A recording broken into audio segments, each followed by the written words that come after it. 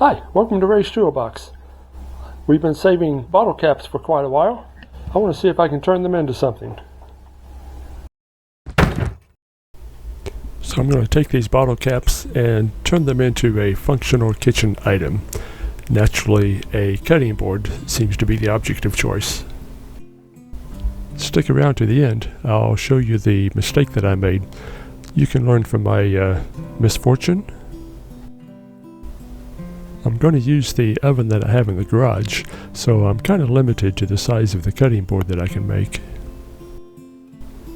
Some projects shouldn't be tried in the house, so I didn't want the fumes in there, so that's why I'm using the garage one. I'm starting with a aluminum pan that will just fit into the oven, so I'm kind of limited to the size of project that I can make. To keep the lids from sticking, instead of a spray, I went ahead and lined it with some parchment paper. If I try this project again, I'll try the cooking spray. The parchment paper made a ruffle or two around the edges and gave me a really odd shape when I got finished. Remember to take the liner out of any of the caps and make sure they're clean. I started with the clear caps first because I know I'm going to have to make several layers here, and I figured I'd just go ahead and make a white bottom on my project.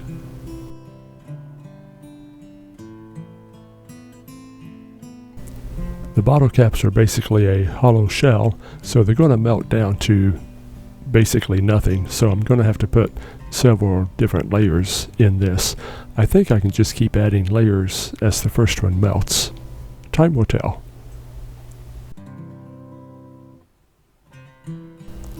I've seen several different guidelines onto how hot to set the oven. The lower temperature suggested 200 degrees Fahrenheit, so I thought that sounded like a good place to start.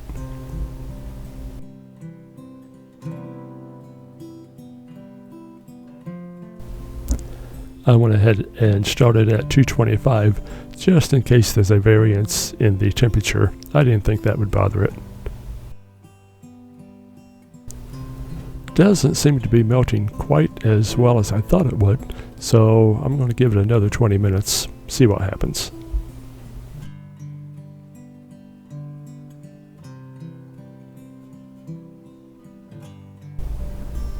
The clear caps melted down to a nice gooey mess, so it's time to add another layer. I'm going to put a little bit of color in it this time and start building up.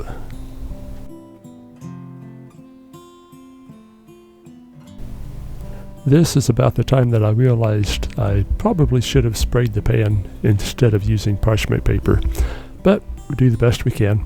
I took a pencil and held back the sides of the liner to see if I can get it filled up a little bit better.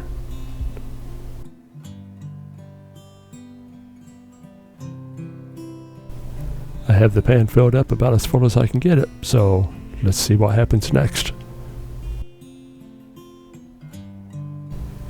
Remember to check all of your caps for a liner. I might have missed one. Back in the oven we go. I have it at 425. We'll see what happens. 425 is the highest that this toaster oven will go. I did find one benefit of doing this project in the garage is the parchment paper starts to burn when it gets too hot. Started to get a smoky garage, but hey, we was outside, open the garage doors, live and learn. The colored caps didn't melt down quite as well as the clear, but it was enough to go ahead and add a couple more layers on it. I think I filled the pan a total of 4 different times and melted them down. After 20 minutes, the caps were melting together. It just didn't seem to get hot enough to totally melt like they should, or like I thought they should. So I did put them back in another time, see if that helps some. It really didn't melt down the way that I wanted it to. I took a little block of wood and tried to smash them down, and I'm going to try this project from here and see what happens.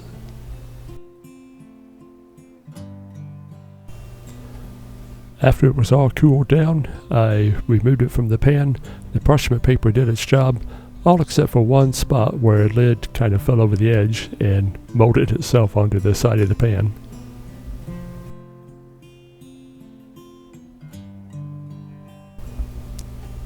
What was left of the parchment paper peeled off really easy.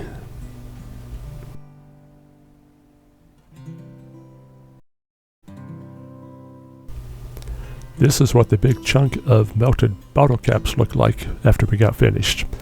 They wasn't melted down quite as flat as I had hoped they would.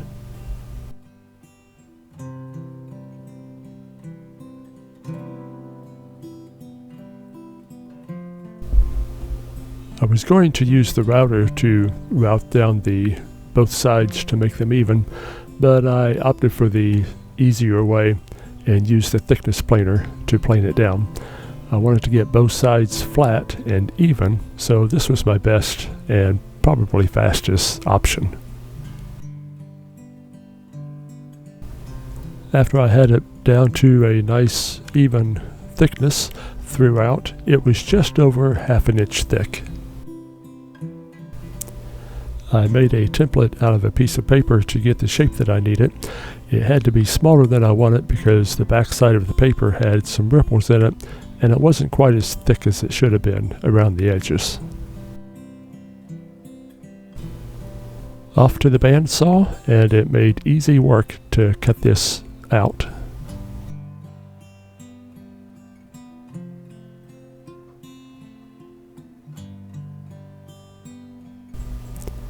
I marked where I wanted to make a handle, then used a drill with a spade bit to mark the ends of the handle, and then just used a jigsaw with a fine blade to join the two and complete the cut. Next, it was off to the router and rounded over the edges both around the outside and inside of the handle.